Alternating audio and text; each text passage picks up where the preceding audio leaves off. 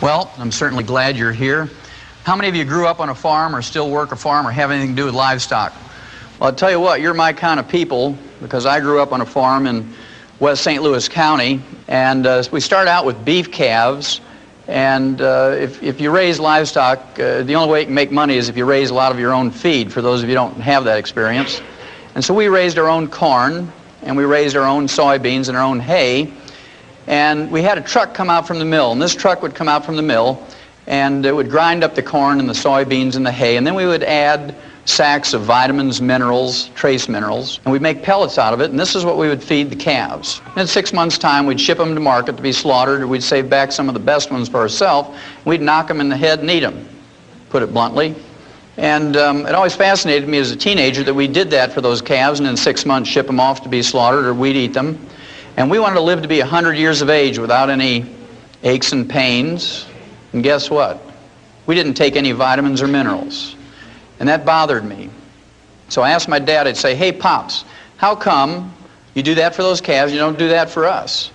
And he'd give me this good old Missouri farm wisdom. He'd say things like, shut up, boy. You're getting this farm fresh food, and we hope you appreciate it. And, of course, I was very quiet then because I didn't want to miss out on any meals. Well, then when I went to school, I went to the University of Missouri School of Agriculture, and I got my degree in agriculture. I got my major in animal husbandry and nutrition. My minor was in field crops and soils, and then I got into veterinary school. As a freshman veterinary student, I learned the answer to my question. And the answer is this: we know how to prevent and cure diseases in animals with nutrition. And the reason why we do that is because we don't have major medical, we don't have hospitalization, Blue Cross Blue Shield, we don't have Medicare. If you're going to make money as a farmer, you better know how to do stuff yourself, and you better do it efficiently with feed and nutrition if you can. To make a long story short, after I got out of veterinary school, I went to Africa for 2 years, and I was able to fulfill a boyhood dream. I was able to be a Frank Buck for 2 years and work with Marlin Perkins. Many of you will remember him from the Mutual of Omaha's Wild Kingdom, and he's a great gentleman. And after 2 years of working with elephants and rhino, people used to ask me, are you a small animal vet or a large animal vet? Well, I was telling them I'm an extra large animal vet because I worked with elephants and rhinos. Well, after 2 years, he sent me a telegram and said, would you come back to the St. Louis Zoo and work with us? We need a wildlife veterinarian at the zoo for a special project. We were given a $7.5 million grant from the National Institutes of Health, and what we need is a veterinarian who will do autopsies of animals that die of natural causes in the zoo.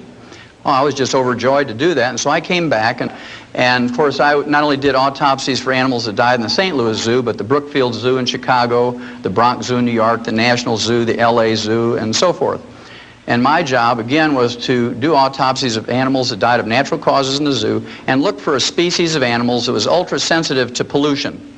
This is because during the early 60s we had just learned about pollution and ecological problems and disasters, and nobody quite knew what to do, and so I was supposed to find a species of animals that was extra sensitive and use them much like we did the canaries in the mine. You know, the old Welsh coal miners used to put a canary in a little wicker cage and take it down in the mine, and if methane gas or carbon monoxide would leak into the mine, the canary would drop off the perch and die first, and the men knew to get out before the mine blew up or they suffocated.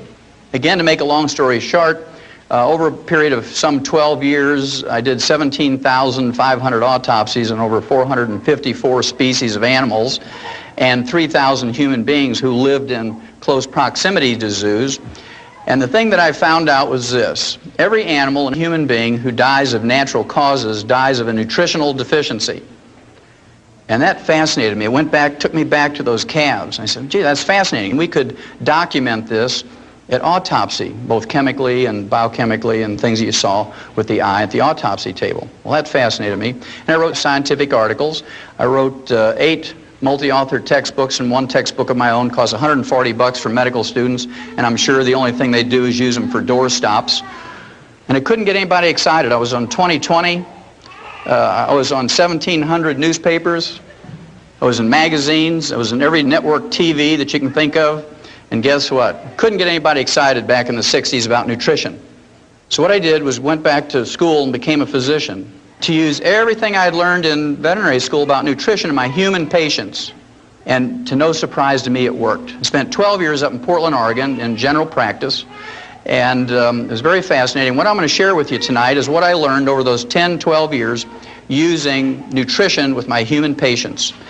And if you take home only 10%, it will save you an enormous amount of unnecessary misery.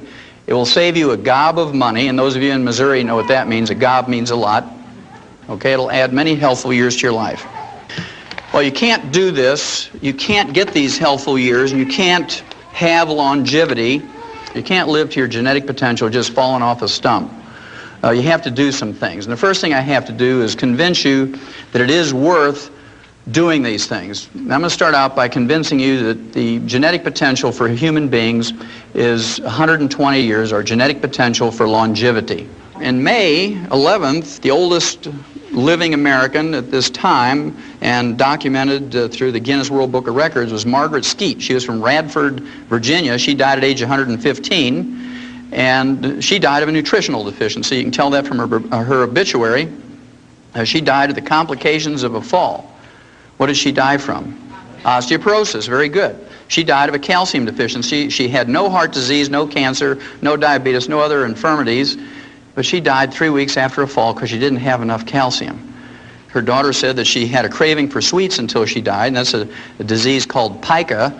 We'll talk about that in a little bit, but usually when you have a craving for chocolate, if you're a chocoholic or a sugaraholic, that means that you have a deficiency. Then in a third world country, in Niger, in Africa, a chief by the name of Bauer, at age 126, was eulogized by one of his wives, and she was bragging about him at his death at age 126.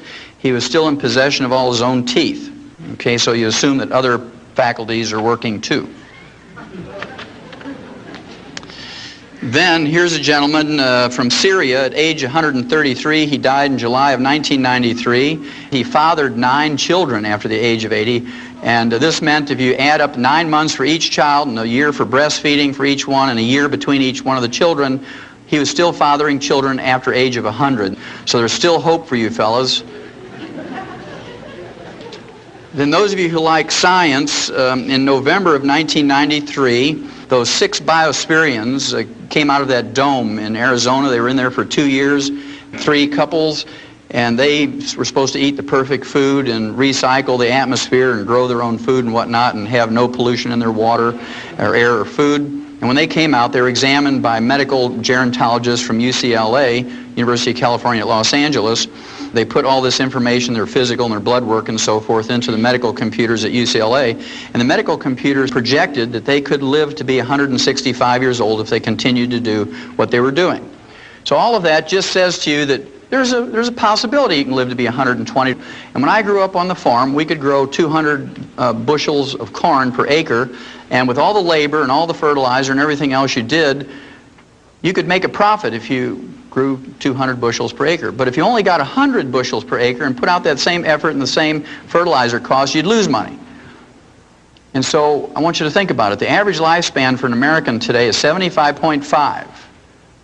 The average lifespan for an MD or a doctor is 58. You want to gain 20 years statistically, just don't go to medical school. You want to live to be 120, there's only 2 basic things. It's real simple, 2 things to remember. Number 1, you have to avoid the pitfalls. You have to not step on the landmines, I call it. And those of you in the military, you know what that means. You do something stupid like step on one of those things, you kill yourself wastefully or unnecessarily. And of course, if you play Russian roulette or smoke excessively or drink excessively or wear a black sweatsuit and run down the middle of the highway at 2 o'clock in the morning, you're going to get struck by a car. All of those things are foolhardy, but it's amazing how many tens of thousands of people die in America from doing those stupid things every year. The last thing I will share with you on that subject of avoiding the landmines, I'd suggest very strongly to you that you avoid going to doctors. And I'm going to back up that statement, which is a pretty strong statement, from Ralph Nader's group in January of 1993, just about a year and a half ago, January 13th. He put out a news release based on a 3-year study on the causes of death in American hospitals, and it was a 1,500-page report, this 3-year study, and I'm not going to waste your time or mine by going over the whole thing word for word, but the bottom line says a lot. Quote, 300,000 Americans are killed each year in hospitals alone as a result of medical negligence, unquote. I'm going to read that figure again because it's a huge figure. Quote, 300,000 Americans are killed each year in hospitals alone as a result of medical negligence, unquote. Now, he didn't say slipped away quietly out of neglect in a corner somewhere while they're waiting for an x-ray. He used the word killed. When you use the word killed, that means there was a procedure the doctor was doing went wrong somehow. That means that they gave them a wrong prescription. They put a decimal point in the wrong spot and gave them an incorrect dosage. These people were killed. 300,000. To appreciate how big a figure that is, you have to compare that with our military losses in Vietnam over 10 years, where we lost 56,000 people over 10 years, or an average of only 5,600 a year, on a field of battle where people had guns and artillery and explosives trying to kill each other. And millions of people poured out into the streets and protested that war. We had political anarchy in the last 3 years of the war. Students took over universities and colleges with guns and explosives. National Guardsmen shot students at Kent State in Ohio. We chased a president out of the presidency for 5,600 military personnel a year.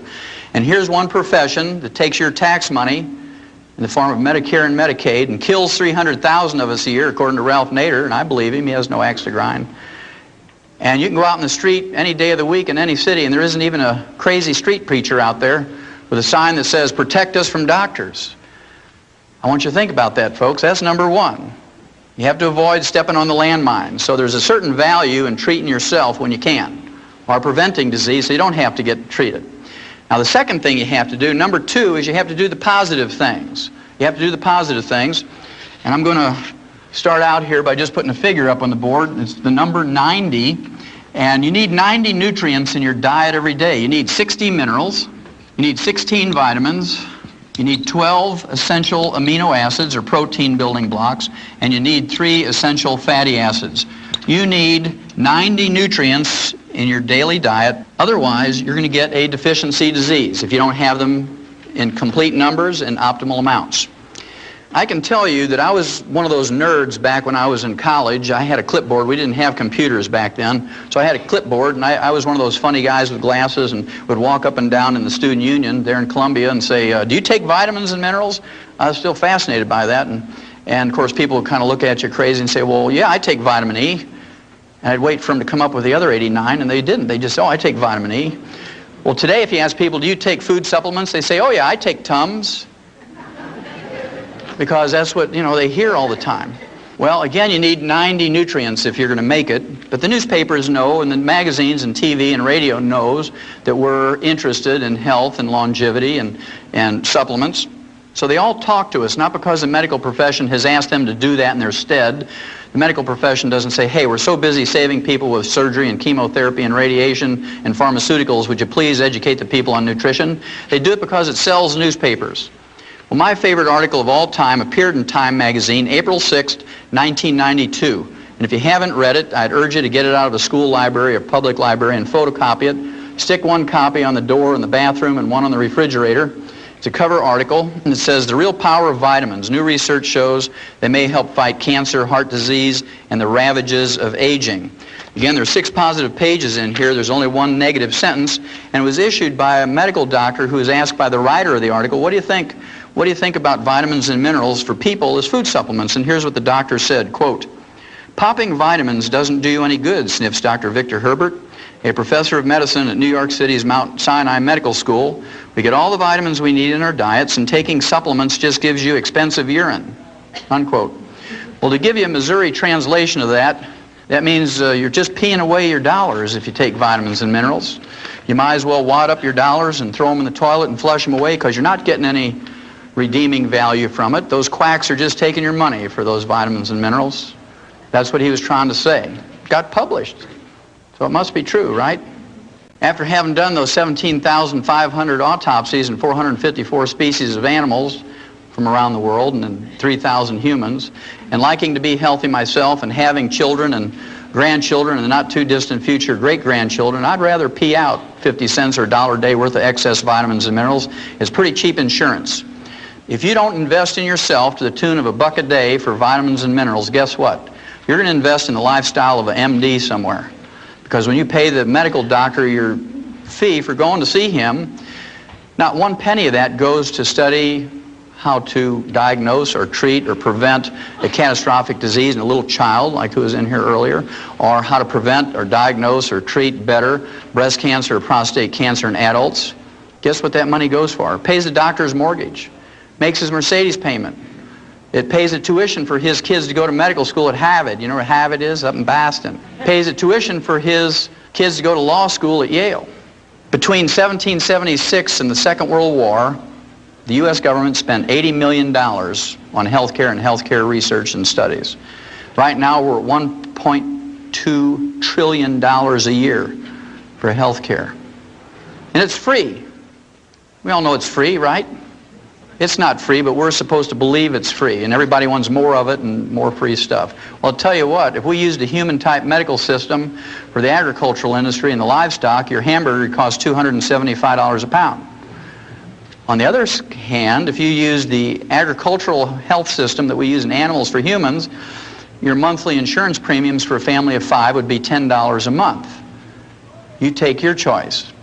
Well, I believe, since we've made them wealthy through insurance programs and government subsidies, I believe they owe us something. I believe they owe us at least as much as the industries do, according to, for instance, recall notices. This was started, of course, 25 years ago when Ralph Nader learned that the Ford Motor Company had made a Pinto car with a rear-end gas tank that would blow up when you got hit from behind at 20 miles an hour, fry everybody in the car. And when people complained to Ford Motor Company, they said, well, you're just dumb for getting in a car accident. We're not going to pay you for that. Well, Ralph Nader says, no, it's a faulty design. So he went to a federal court, and the judge agreed with him, and through a court order, forced Ford Motor Company to send everybody a recall notice with a registered letter, bring that car in, and they'll fix it for nothing. But they kill 300,000 a year, and nobody protests as long as we get ours free. And that scares me, that attitude. At any rate, I've got a bunch of these recall notices you should have gotten over the last couple of years. We'll go through them quickly. Number one is ulcers. How many of you ever heard that ulcers is caused by stress? Okay, everybody's heard that. If you don't raise your hand, you got Alzheimer's or you're fibbing, right?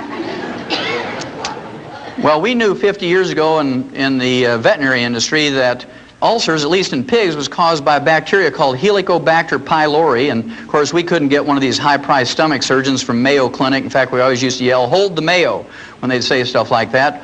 Otherwise, your pork chops would be $275 a pound to pay for that kind of surgery. And we learned that with a trace mineral called bismuth and the tetracycline antibiotic that we could prevent and cure those stomach ulcers in pigs without surgery. And so that's what we did. It cost $5 to cure a pig of stomach ulcers with bismuth, the trace mineral, and tetracycline. Well, the National Institutes of Health now, not the National Enquirer, but the National Institutes of Health came out in February 1994 and said, ulcers are caused by a bacteria called Helicobacter pylori, not stress.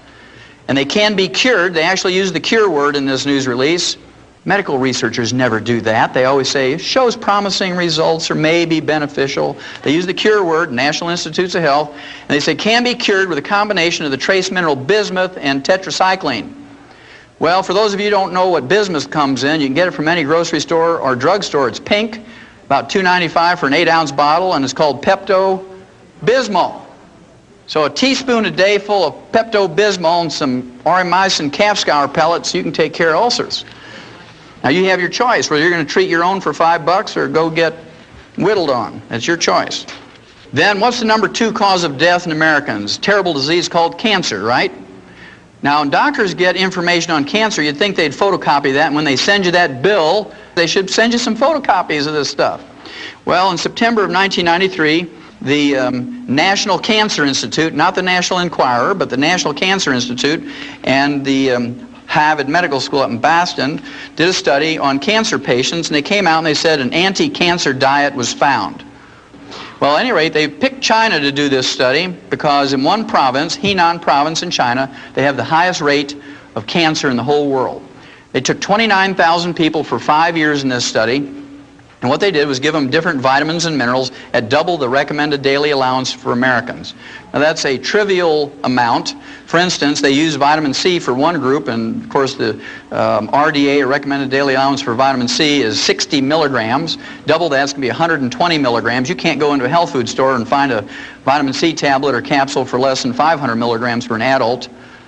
And of course, Linus Pauling, the gentleman with 2 Nobel Prizes, says if you want to prevent and treat cancer with vitamin C, you got to use 10,000 milligrams a day.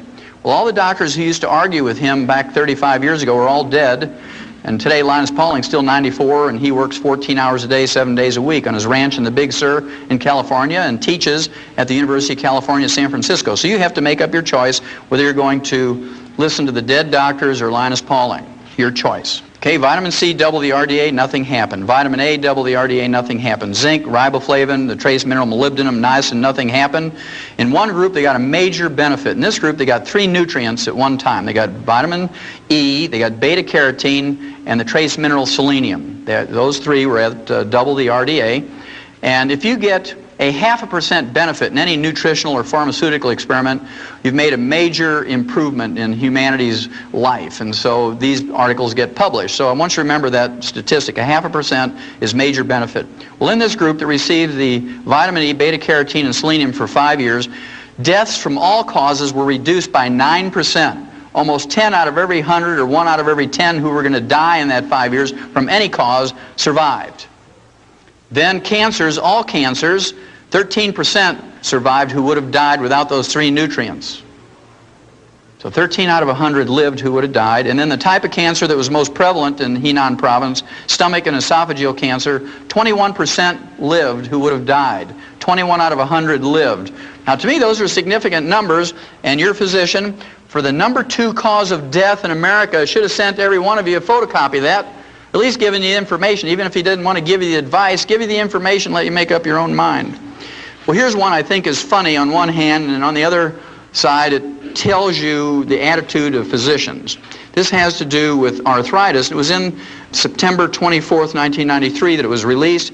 Again, it was from the Harvard Medical School and the Boston VA Hospital. How many of you in here have ever been to a VA hospital? Anybody in this room? Okay, good. Well, you know, the people who've been to a VA hospital, you have 2 opportunities to give your life for your country. Once on the field of battle, and the other's in the VA hospital, right? Well, at any rate, the title of the release was Chicken Protein Halts the Swelling and Pain of Arthritis in a Patient Trial. And what they did, they took people who failed to respond in any way to medical treatment for arthritis. These people got gold shots, methotrexate, they got aspirin, prednisone, cortisone, everything else you can think of, physical therapy, and the only thing left for them was joint replacement surgery. Okay, now before Harvard Medical School, the VA hospital was going to give it to them, they said, look, we're looking for some people who are willing to suffer for 90 more days, just 3 months, because we want to try something, a short-term experiment, and they got 29 volunteers. And what they did for those 29 volunteers who failed to respond in any way to medical treatment for arthritis was they gave them a heaping teaspoonful of ground-up dried chicken cartilage in their orange juice every morning. Just a heaping teaspoon of ground-up chicken cartilage. And in 10 days, according to Harvard Medical School, all the pain and inflammation was gone. These are people who didn't respond in any way to medical treatment. In 30 days, they could open up a new pickle jar that had never been opened. And in 90 days, 3 months, they had maximum return of function. Here's the funny part. The funny part comes by a statement of the guy who was the director of that study from Harvard Medical School, and here's what he said, quote, listen to the words, they're very important, quote, after 3 months it was clear that the drug was beneficial, unquote. Because it worked, chicken cartilage had become a drug. You can see he's thinking about patent numbers, and his eyes are rolling around with $300 a capsule, 20 patients, and you can just see him calculating, right? That means if you go to Kentucky Fried Chicken and you buy a bucket of chicken, throw away the skin and the meat and eat the ends off the bones, you're practicing medicine without a license. And if you go to a Kentucky Fried Chicken in the middle of the night, in the dark of the night, and you go to their dumpster and you root through there and you collect 2 5-gallon feed buckets full of chicken bones, and you take them home with a hammer and you pound off the ends of those bones and dry your own cartilage in the microwave, you know, you're manufacturing a pharmaceutical, and the FDA is going to put you in jail. Next time I come by here in 3 months, you're going to run up on this stage and hug me and kiss me if you got arthritis. How many of you have ever heard of Alzheimer's disease? Everybody's heard about it today. 50 years ago, when I was a little kid, there was no such thing as Alzheimer's disease. It's a new disease, one of those things that just sort of happened. Now it's a major disease.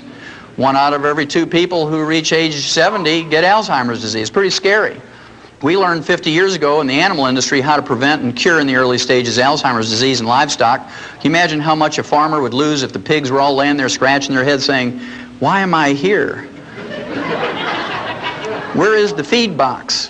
Because if they're not gaining a couple of pounds a day, you're losing money, right? So we learned in the agricultural industry how to prevent and in the early stages cure Alzheimer's disease. And we do it with high doses of vitamin E and low intakes of vegetable oil.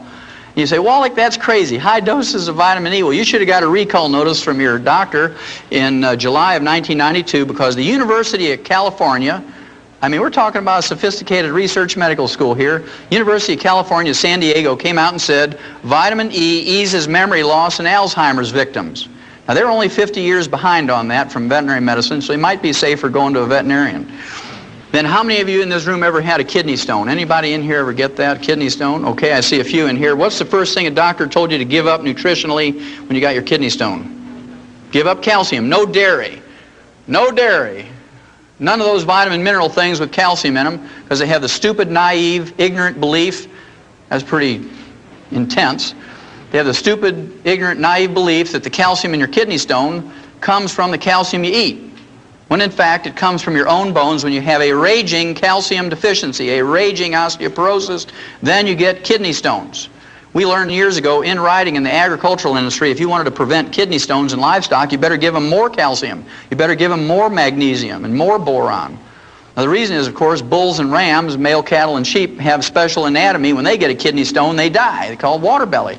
They die. When you and I get a kidney stone, we just wish we were dead. But no farmer's dumb enough to pay for the feed for an animal and have it die before you can either eat it or send it to market. So we learned how to prevent those things. Well, you should have got a recall notice from your doctor, especially you people who've had kidney stones. Your urologist should have sent a notice to you. This was March of 1993. It says, calcium limits kidney stone risk, and this is from the Harvard Medical School up in Boston, by the way. In a study that turns conventional medical wisdom on its head, researchers have found that people whose diets are rich in calcium run a reduced risk of developing kidney stones. In a study of more than 45,000 people who were ranked into 5 categories, the group that had the most calcium had no kidney stones. Now, about 5 years ago, when I started out on this crusade and started lecturing to people all across America, and I'm in one time zone and the next and all over, I knew I was going to get crazy out there doing this. Last year I was on the road 300 days out of the year, 300 out of 365 days.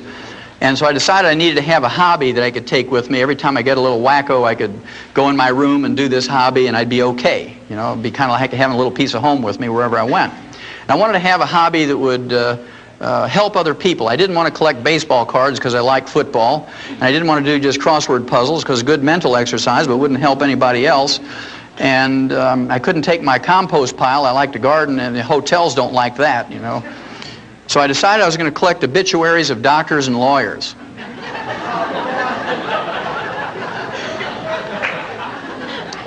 Now, as crazy as that sounds, remember I told you that doctors live to an average age of 58, and we live to 75.5.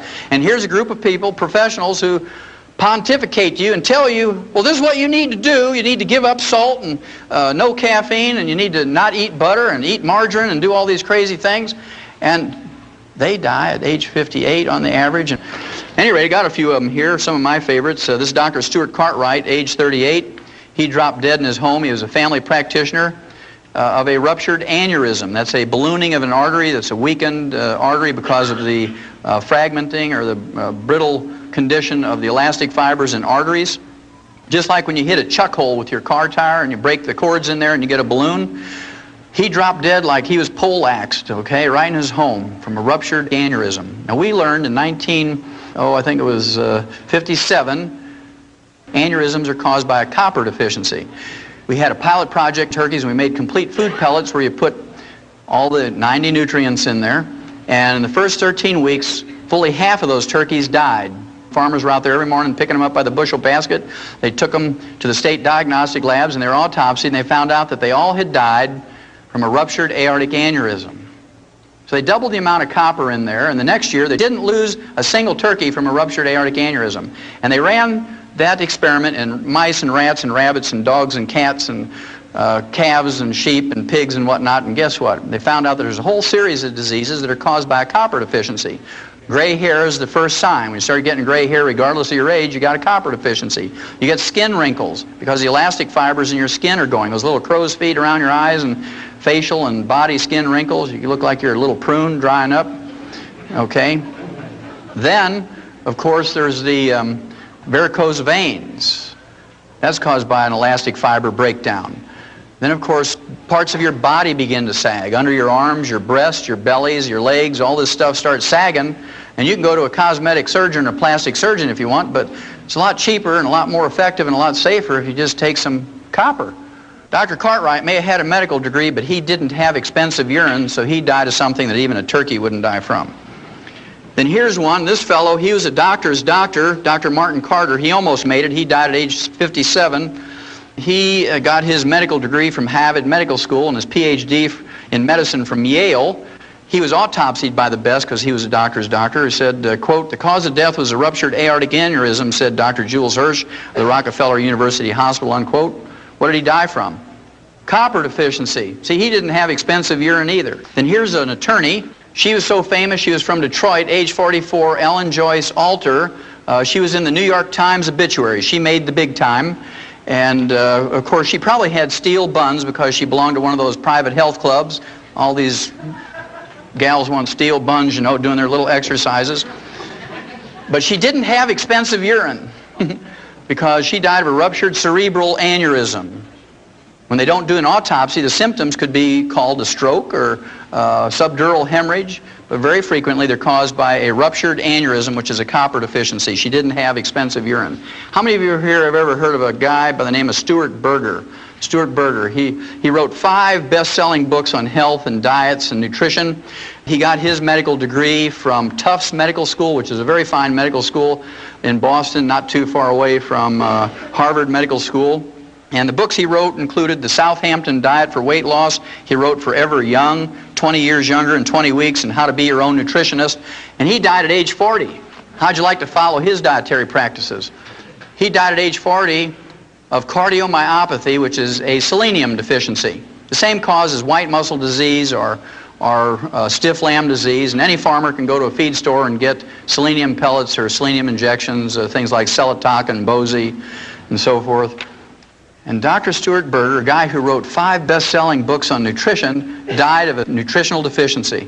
He didn't have expensive urine. You can totally prevent cardiomyopathy for 10 cents a day. And if we don't do it, we're malignant dumb, I like to call it. You're malignant dumb if you don't take in 10 cents a day worth of selenium. It's a waste of your life. That's one of those landmines you can avoid. The medical treatment of choice for cardiomyopathy is a heart transplant. Costs $750,000. I want you to think about that. They get the heart free from a donor. They get the blood free for the surgery from the relatives. They use $2.50 worth of suture material, and they charge you $750,000 for that procedure. Now, 6 months ago in LA, when they had the earthquake, they were putting people in jail for 60 and 90 days for price gouging for selling these terrified people a gallon of water for $4. They put them in jail for price gouging for selling them a gallon of water for $4. Now, to me, that's entrepreneurialism. You know, that's being in business for yourself. If you had a way to distill water and make water, and you had a car and you could get in there and sell those people a gallon of water for $4, hey, more power to you. Because if you go to a 7-Eleven and buy a quart of Evian water, it's $1.29. So 4 of those quarts is $5. Kind of interesting, isn't it? They said it was price gouging because those people were terrified. Well, talk about a person who needs a new heart. They're terrified. $750,000, we should put those doctors in jail. But we bow to them because, oh, that's high-tech medicine. Out of 270 million people in America, you save about 50 a year. Is that cost-effective? I don't think so.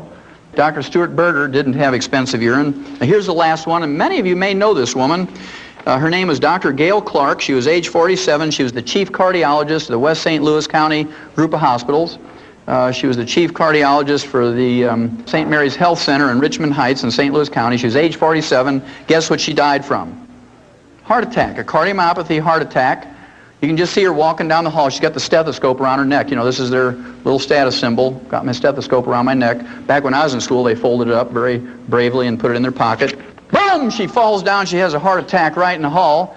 And, of course, the nurses scoop her up and put her on a gurney, and they call the technicians and another doctor, code 3, code blue, whatever it is, and they whip her into the room, and you can hear them. Let's say you're a cardiac patient, you're laying there, you're all hooked up to the monitors and the IVs, and you hear them say, okay, tear her clothes off. Okay, stand back. Didn't work, turn it up, stand back. And then you hear that terrible sound when you know that the treatment didn't work. The flat line when you know the heart is gone. And everybody walks out of the room dejected, and you say, nurse, what happened next door? And she says, well, your cardiologist, you know, the chief cardiologist of this hospital, age 47, Dr. Gail Clark, just died of a cardiomyopathy heart attack.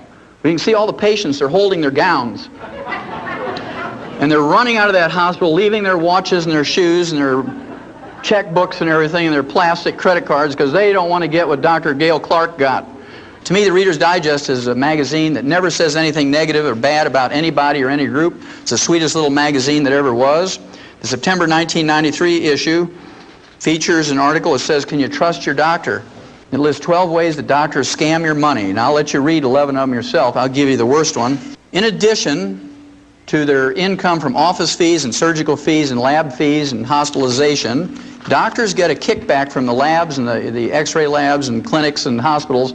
They get a kickback of $421 every time they send you in for a CAT scan or an MRI. And doctors tell you, oh, we do that because we're practicing defensive medicine, because if I miss something, 1 in 10 billion, you're going to sue me. So I do this just to protect myself.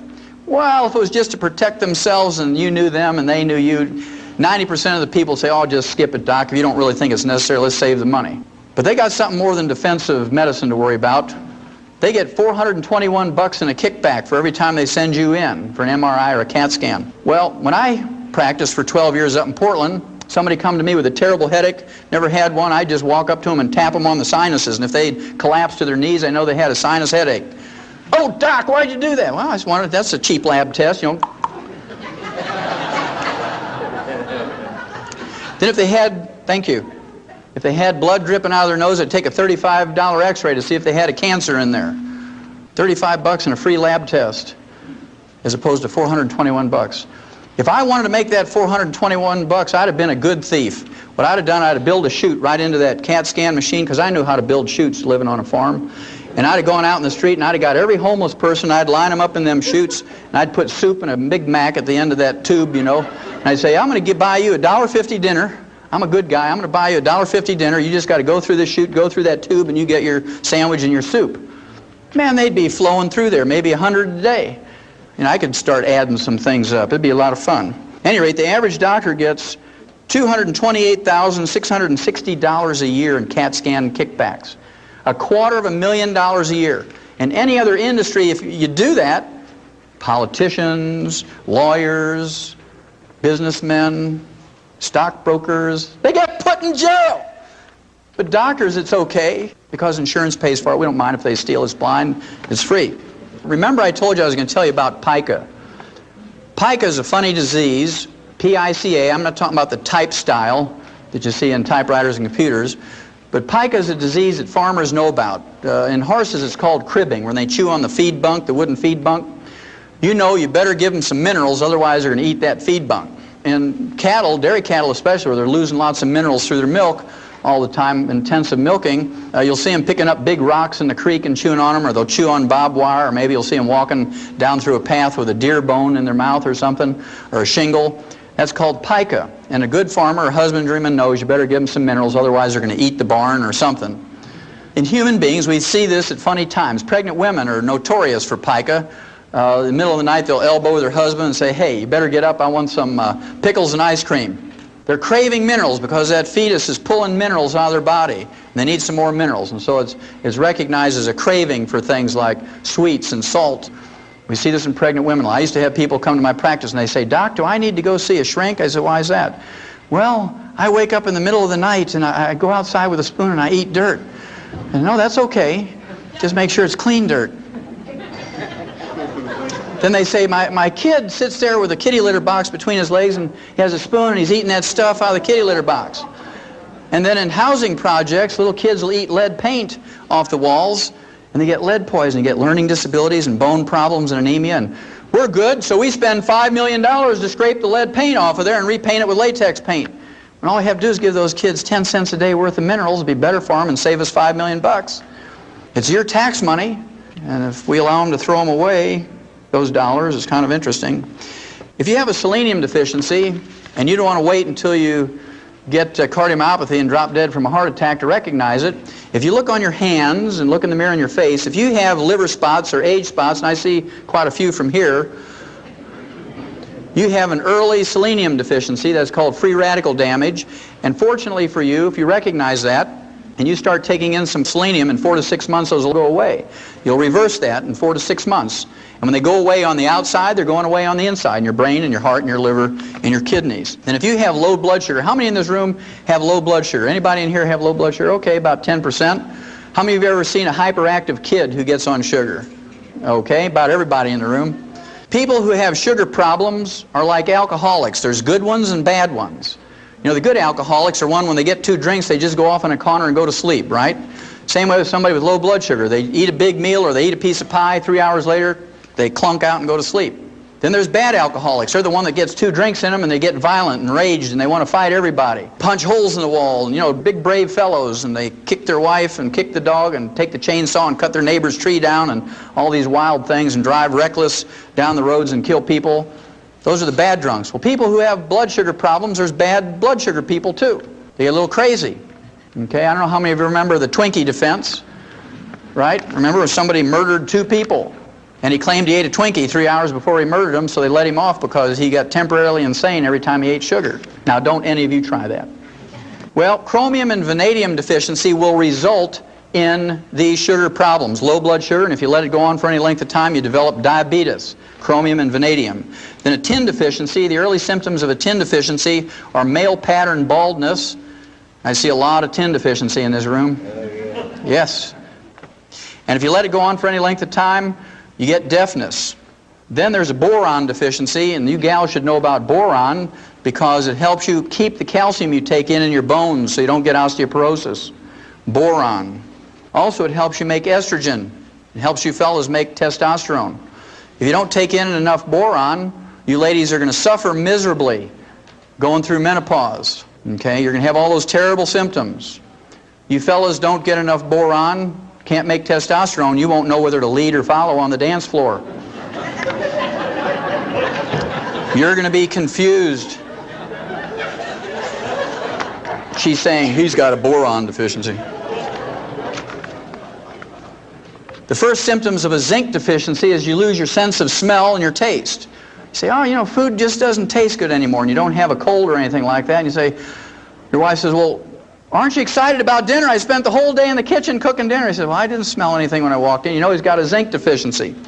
Well, in laboratory animals, there's some 7 rare earths. These rare earths are trace minerals you need in lesser amounts than you need trace minerals, and they actually double the lifespan of laboratory animals. They've not been proven in humans yet, but I'm not going to wait 500 years for doctors to approve it. They're still arguing over vitamin C and calcium, right? So I'm just going to do it. Didn't kill any laboratory animals, it just doubles their life, and it's not a drug. These rare earths are called lanthanum, praseodymium, neodymium, samarium, europium, ytterbium, and thulium. There must be a reason why they're named after Old Testament cities. Well, remember I told you we needed 90 nutrients, we need 60 minerals, we need 16 vitamins, 12 essential amino acids, and 3 essential fatty acids.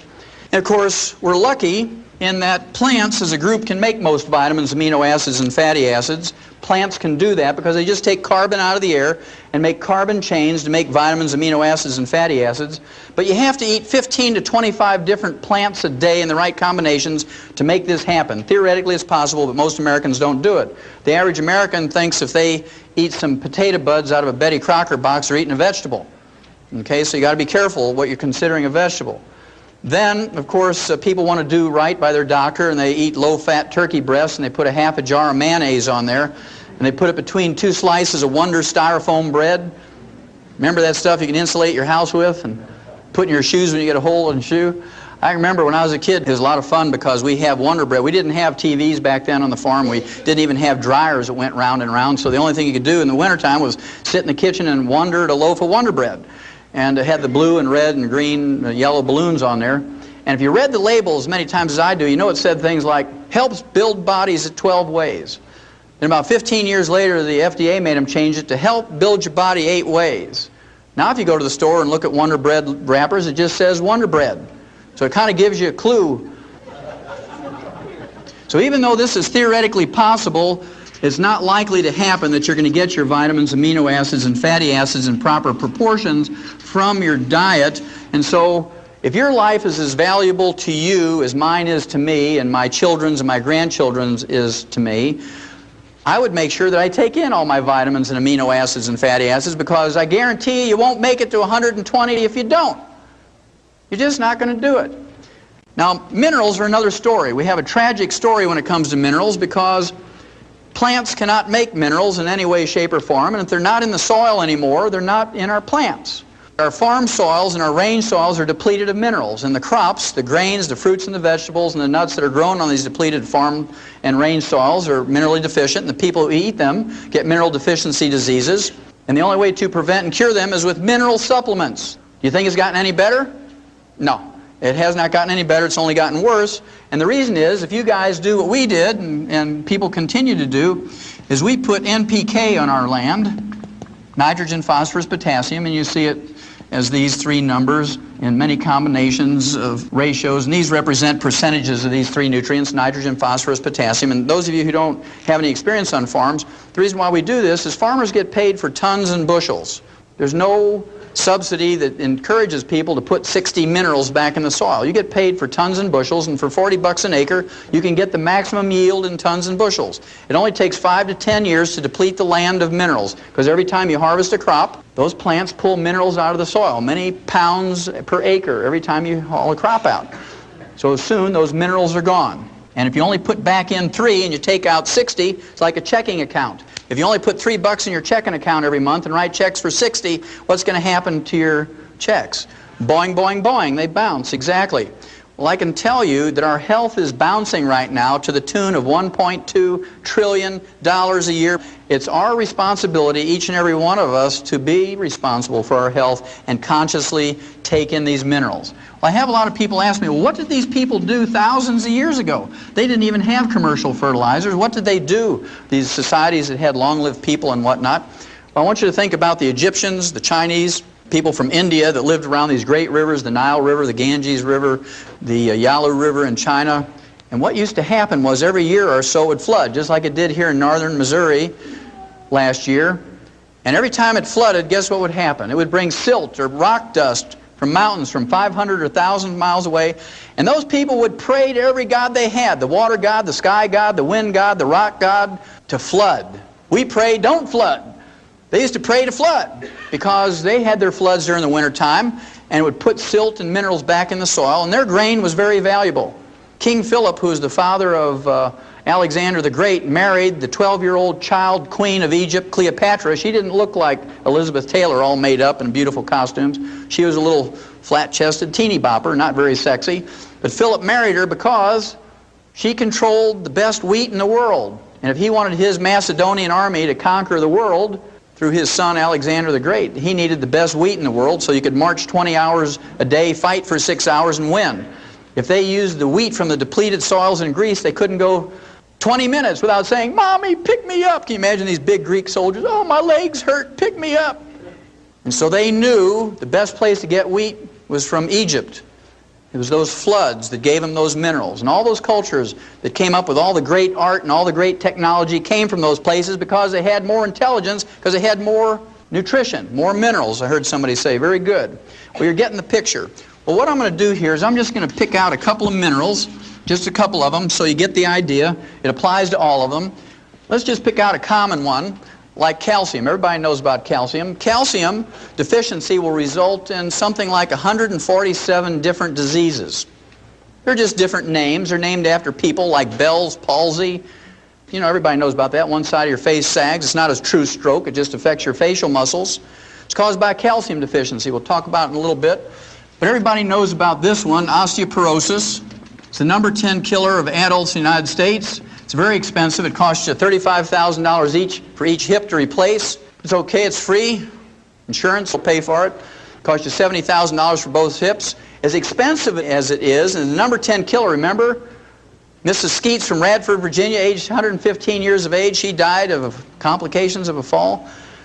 We don't have osteoporosis in animals, and it's because of farmers we don't have osteoporosis in animals. It goes like this. You have a pasture with 100 cows in it, and this year you didn't have any calves, you can't repay your operating loan, you're in trouble. Right? Because you paid for the feed and the vet bill and mowed the pasture and fertilized and maintained the fence and fed the cows and all this, that, and the other. You don't have any calves, you can't pay back the operating loan and make any money. So you call the vet out and you say, do I get rid of these cows? What happened here? And he examines the cows. He says, nothing wrong with them. He says, let me look at the bull. And he says, aha, here's your problem. That bull has osteoporosis of both hips, can't breed the cows, didn't have any calves. He says, I'll tell you what though. He says, you give me $70,000. He says, I'll put 2 new hips in that bull, and next year you'll have some calves. Well, the first thing that farmer says is, stand back, Doc. Boom! He blows that bull away with a deer rifle, and while the kids are grinding the bull up with a grinder and cutting roast and steaks off that bull, the farmer is chewing on a straw and saying, now, Doc, pushes Stetson up a little bit, and he says, you know I wasn't going to pay you $70,000 for that old bull. He says, I can get a new bull every year for 70 years for that. He says, but every once in a while I get a bull that throws good calves. I'd like to keep them. Is there any way I can prevent that osteoporosis thing from happening to a good bull? He says, well, yeah. He says, if you'll give a bull calf 10 cents worth of calcium every day after he's weaned, he'll never get osteoporosis. The farmer says, no, wait a minute, Doc. You mean if I give that bull 10 cents a day worth of calcium from the time he's weaned, I can prevent a $70,000 disaster? He says, oh, yeah, it's that simple. He says, you mean all I have to do is give up a half a cup of coffee a day to do that? He says, yeah, that's it. He says, I choose that one. He says, I'll give up the half a cup of coffee. And that's what we have to think like. Then there's receding gums. Dentists and periodontists will tell you that if you want to prevent and cure receding gums, you better floss and brush after every meal. If you believe that works, I have some oceanfront property in Montana to sell you.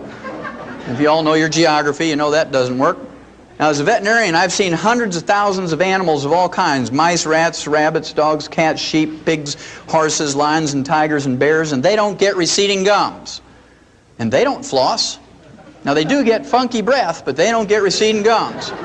Well, if you want to smell something, you just let a camel breathe on you, boy.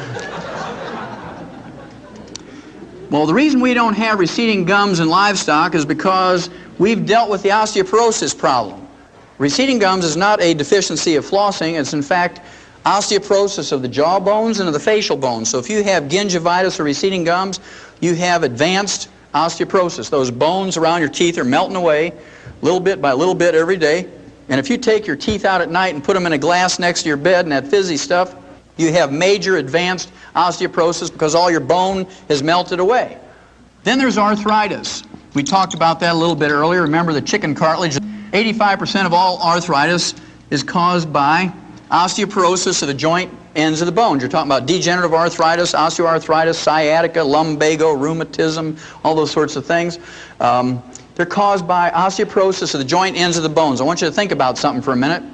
If you don't take a pain reliever or an anti-inflammatory for that arthritis, let's say you get arthritis of the hips, you're going to kind of favor that a little bit, aren't you? You're going to get a cane or a walker or crutches. You're going to favor it, and so you don't put any weight on it. I want you to think about that for just a second, because then I want you to think about driving your tractor in a field, or you're driving a Mercedes down the highway. Either one, doesn't matter, whichever you love more. Let's say you didn't put the nut on that oil pan real tight and all the oil drained out, and that light on the dashboard comes on and says, I'm getting hot, you better give me some oil. And that light irritates you. So you stop, you open up the hood, you get your clippers out, you know, your fence clippers, and you clip the wire to that light and you close the hood and you just keep driving. Would you do that to your tractor or your Mercedes? No, you wouldn't. But we take those pain relievers for arthritis and we go out there and square dance and do the Texas two-step and do our 5-mile walks and our aerobics. That pill works real good, Doc, because it killed my pain. And you're just wearing that thing off faster and faster. Then your doctor's really going to get rich because you need joint replacement surgery. Then there's hypertension. This is one of my favorites, so I'll put a star over here. Hypertension is high blood pressure. What's the first nutritional thing that a doctor will tell you to give up nutritionally when you get high blood pressure? Give up salt. Everybody knows that one. That's been ingrained in our head. Well, they must think we're dumber than cows, because what's the first thing you put out for your livestock? And it's about that big. A salt block. No farmer is going to be economically viable if you don't put a salt block out for your livestock. They're going to die. Your veterinary bills are going to go crazy. But we're supposed to believe that we don't need salt, and you can get everything you need out of your lettuce and your whole wheat bread and stuff like that. Well, don't believe that one either. If you believe that, I got some more oceanfront property in Montana for you. They took $30 million of your tax money, and 2 years ago, after a 20-year study, they came out and said that they took 5,000 people with high blood pressure, they took them off their medication and put them on a reduced salt diet, a restricted salt diet, and they all died. No big surprise, but somebody got a PhD degree and everybody was happy, right? But when they looked at this results, they said that, oh, only 99.7% of the people didn't get any results from that before they died. 0.3% did get some result, dropped their blood pressure 1 point before they died by restricting their salt. So the referees who judged that article said, oh, doesn't matter, you might as well let high blood pressure patients eat salted peanuts and dill pickles and salt their food to taste because it doesn't matter. In fact, worrying about the salt is more stress than taking the salt. Then they had a control group with 5,000 people with high blood pressure, and they doubled their RDA of calcium, and they stopped the experiment in 6 weeks because 85% of them were cured of their high blood pressure just by doubling their calcium intake. Now, they didn't cold turkey stop their high blood pressure medication, but what they did was they went to the doctor and he says, you don't need this medication anymore. What are you doing? I said, well, I'm on this experiment where I double my calcium intake. Anybody get a recall notice from your doctor saying it's okay to salt your food to taste and please do double your calcium intake? Anybody get that? Not a single one. That's very interesting. Then, of course, there's insomnia. That's where you roll around all night. When you wake up in the morning, you're more tired when you went to bed. That's insomnia. Of course, doctors have 2 treatments for that. They have Halcion, which is a sleeping pill, and they have barbiturates. And they kill about 10,000 people a year with overdoses of those things, but that's okay. It's a prescription, and they're watching out for us. And remember, George Bush, when he went to Japan, they gave him some Halcion so he could sleep on the way to Japan because of the time difference. And when he woke up, one of the side effects of Halcion is nausea and vomiting. I don't know how you say it in Japanese, but it was very dramatic on world TV, right? Not very presidential. Blah! And so I'm sure that's why he lost the election, because he puked over that Japanese ambassador. And then, of course, there's kidney stones, and then there's bone spurs, heel spurs, and calcium deposits. Again, physicians will tell you the first thing to give up nutritionally is calcium and dairy, because they have this foolish belief, the stupid belief, the ignorant belief that the calcium in kidney stones, bone spurs, heel spurs, and calcium deposits come from your diet, when instead it only comes from your bones when you have a raging osteoporosis.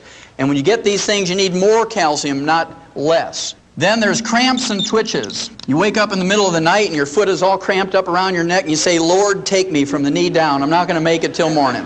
We've all experienced that. That's very common. Then there's PMS, premenstrual syndrome. You know, the emotional and physical stuff. The medical treatment of choice for PMS is what we call a hysterical ectomy. It's been shortened to hysterectomy. That's a 100-year-old treatment. And the doctors do about 285,000 unnecessary hysterical ectomies a year, but it makes Mercedes payments, so they do them. Even the AMA said they're unnecessary, but they don't take their licenses away, and people keep going to them. You imagine a poor woman in her 30s. She says, Doc, you got to do something. Every time I go out to hang up the clothes, my neighbor's kids run down the basement screaming witch. My own kids think I'm crazy. My husband's leaving me. I'm going to lose my job. You got to do something. Well, the University of California, San Diego came out 3 years ago now and said if you just double the RDA of calcium intake, you'll get rid of 85% of the emotional and physical symptoms of PMS. And when that came out, there were huge lines around the health food stores around the blocks, and people had sleeping bags because they closed before they all got their calcium, and every person in line was a man. They were there for their daughters and their girlfriends and their wives and things like that. Okay, and lastly is low back pain.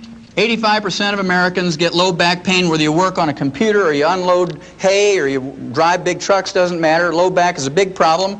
Low back is just osteoporosis of the vertebrae, whether you have a disc problem or whatnot, because if your disc doesn't have anything to hold on to, your vertebrae have melted away, what's going to happen to the disc? Especially if you have a copper deficiency, because they're made out of elastic fibers, they go like a water balloon with a lot of pressure on them. I just want you to look at this quickly before we do the last mineral. Low back, you go to an orthopedic surgeon or a rheumatologist, you might get a muscle relaxant. You might get Valium and a muscle relaxant. You get a laminectomy. You get your vertebrae fused. You might get a disc operation. They don't tell you 75% of the time you'll never be the same again, right? PMS, you go to your OBGYN. You can go to an internist. You can go to a family counselor, a shrink, or a divorce attorney. Cramps and twitches, you go to a neurologist. You go to a sports medicine doctor, an internist. Bone spurs, heel spurs, calcium deposits, you go to a rheumatologist, an orthopedic surgeon, or a podiatrist. Kidney stones, you go to a urologist or an internist or a surgeon. Insomnia, you go to a shrink or a sleep clinic or an internist. Hypertension, you go to a cardiologist, an internist. are a surgeon, arthritis, a rheumatologist, a orthopedic surgeon or an internist. Receding gums, you go to a dentist or a periodontist. Osteoporosis, you go to all those health specialists, including a Tums salesman. For nothing more than a calcium deficiency. It costs you 10 cents a day to deal with. Now, on the average, because Americans have insurance and we have Medicare and Medicaid, we spend on the average $25,000 to $250,000, and we undergo 5 to 10 surgical procedures a year for a calcium deficiency. And we beg the doctors to do it. We beg the doctors to do it. Well, it's our choice. The last one I'll share with you is diabetes. Everybody's touched by diabetes. It's the number 3 cause of death in adults in the United States. Number 3 cause of death. And it has terrible complications and side effects, diabetes. The side effects include blindness of many kinds. Then there's a kidney failure with dialysis and kidney transplant. There's cardiovascular disease of all kinds, and of course that contributes to the number 1 cause of death. Then there's amputations. Everybody ought to have one of those because they're totally paid for in their health thing. They assume that you're not just going to get one because you want to get everything on your health benefits. And then you shorten your life because if you have diabetes, on the average, you have a shorter lifespan than someone who doesn't have diabetes. Now, we learned in 1957 in the animal industry that we could prevent and cure diabetes with 2 trace minerals. That's a pretty profound statement, that we could prevent and cure diabetes with 2 trace minerals in 1957 in animals. It was published in Federation Proceedings, which is the official journal of the American Science, the National Institutes of Health. The official monthly journal was August 1957. Well, the 2 trace minerals that you can get to prevent and cure this are chromium and vanadium. Vanadium alone, according to the University of Vancouver, British Columbia Medical School, vanadium alone will replace insulin in adult onset diabetics, which represent 85% of all diabetics. Of course, they can't quit their insulin cold turkey. They got to gradually wean off of it. It takes 4 to 6 months for most people to slowly wean off of insulin if they're taking in adequate amounts of chromium and vanadium.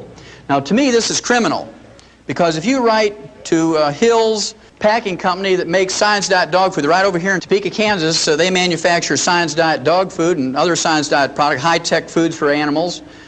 If you write them and say, how many minerals exactly is in Science Diet for dog food, they'll write you back and say there's 40 minerals. You write Checkerboard Square in St. Louis, Ralston Purina, and say, just how many minerals are in your rat pellets for laboratory rats? And they'll say there's 28 minerals. I'll give anybody in this room a crisp new $100 bill if you can find me a human infant formula in a grocery store that has more than 11. So our dogs get 40 minerals.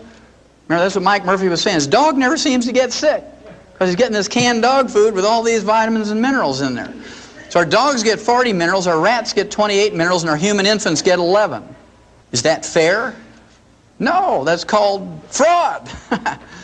Doesn't matter if you're talking about SMA, Similac, Isomil, Pro Soy B. In fact, that's why they call Similac Similac, because it lacks everything.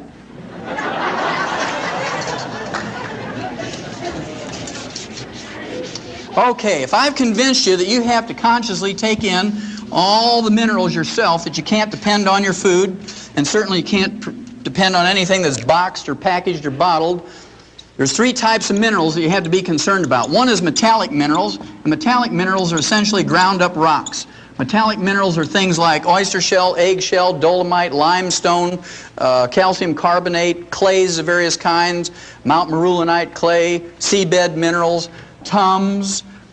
They're only 8 to 12% absorbable. When you reach age 35 to 40, it drops down to 3 to 5%. And I have to tell you a story here. I ran into a guy at a meeting like this up at Grand Rapids, Michigan. And this fellow owns a porta potty business. You know, that's that green or blue colored outhouse. Man, if we'd only had one of those back when I was a kid. We had these ones with splinters, you know, in the wood. He said, I see something that describes that in my porta potty business. I said, what's that? He says, well, when we take those things back to the shop to clean them out with a pressure hose, he says, we put a 1/4-inch grid underneath them because kids throw rocks and sticks and toys in there. And if we don't put a grid there, it blocks up the sewer system. It costs us thousands of dollars to fix it. Every time we clean one of those out, we find hundreds of vitamin tablets. I said, well, how do you know they're vitamin tablets? He said, well, it's really easy. He says, right on the coating it says Theragram M, 1 a day Centrum. He says, come here. And he takes me out in the back of his shop, and there's this literal mountain of all these vitamin pills he got out of his porta potties. If you read the labels on those multiples, they say your iron comes in the form of iron oxide. What is iron oxide? Rust. You might as well just go out to an old railroad track and take your butter knife and scrape some of that rust off and lick it, and you're going to get your iron supplement. Well, that's what they're giving you. I'll show you how bad it is if you take something like calcium lactate, which is a common metallic mineral. Let's say it's a calcium tablet, calcium lactate, 1,000 milligrams. If you take 2 of those, you're not getting 2,000 milligrams of calcium. In fact, I have people all the time say, well, I took lots of calcium, Doc. I hear you on the radio talking about calcium and arthritis, and I took 2,000 milligrams of calcium a day. It didn't help my arthritis. In fact, it got worse. I said, what kind of calcium you taking? They said calcium lactate. Well, there's your problem, because only 250 milligrams of that is metallic calcium. So let's say you absorb 10% of that. Then the other 750 milligrams is lactose or milk sugar. So 10% of 250 is 25. So if you take 2 of those tablets, you're not getting 2,000, you're getting 50 milligrams. So to get what you need to take 90 of those tablets a day. You need to take 30 with each meal, and you got 59 more minerals to go. Then there's those people who want to do things naturally. Let's see if you can do anything good with 10 pounds of spinach. And let's be fair, let's see if you can get 1,000 milligrams of magnesium. I picked magnesium because in green leafy vegetables you have a lot of magnesium because of the chlorophyll, right? It's part of the chlorophyll molecule. And any pound of anything, you got 454 grams. In 10 pounds of spinach, you got 4,540 grams, of which most of that, 97%, is water. And let's say you have 1 gram of chlorophyll in that 10 pounds of spinach. There's 50 milligrams of magnesium. You got to divide that into the 1,000 you want. You get a factor of 20, which you multiply times the 10. You have to eat 200 pounds of spinach. You got 58 more minerals to go. Okay, so you got to be a pretty big person to accomplish all this. Even as big as I am, you can't get it done. So I prefer to supplement rather than do those things. Then, of course, during the 60s, the agricultural industry came up with chelated minerals, because farmers aren't dumb enough to pay for $1 of something that goes into an animal's mouth and have 99 cents come out in the manure. I have to really thank farmers for being that clever. And chelated minerals are just metallic minerals with an amino acid or protein or enzyme wrapped around the metal atom and increase the absorbability to 40%. Then the health food industry jumped on that right away because it was a major improvement in absorbability of minerals. The most efficient way to absorb minerals is liquid.